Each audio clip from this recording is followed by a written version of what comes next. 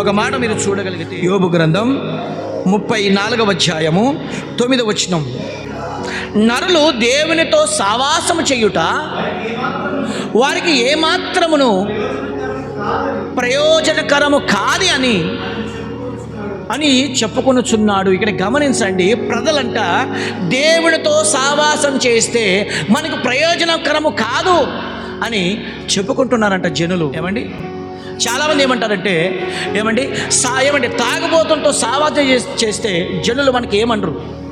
ఏమండి, ఒక స్త్రీతో లేకపోతే ఒక పురుషునితో వ్యభిచారంతో సావాసం చేస్తే జనులు మనకి అంతగా పట్టించుకోరు. దొంగతనంతో దొంగవాణితో సావాసం చేస్తే జనులు ఎక్కువగా పట్టించుకోరు మనకి.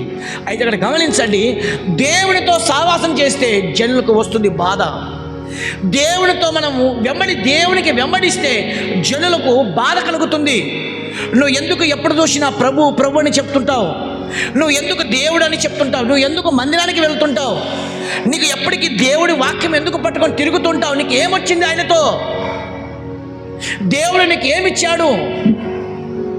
దేవుడు నీ కుటుంబానికి ఏం ఆశీర్వదించాడని నువ్వు ఇంతగానో ప్రభు కొరకు నువ్వు పాకలాడుతున్నామని చెప్పి జనులు ఏమంటారు తెలుసా? దేవునితో సావాసం చేస్తే అది వ్యర్థము.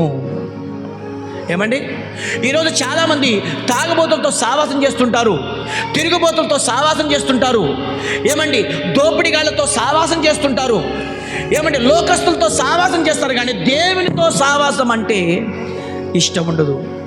దేవునితో ఎలా సావాసం చేయాలో చెప్పండి? దేవునితో ఎలా సావాసం చేయాలో చెప్పండి?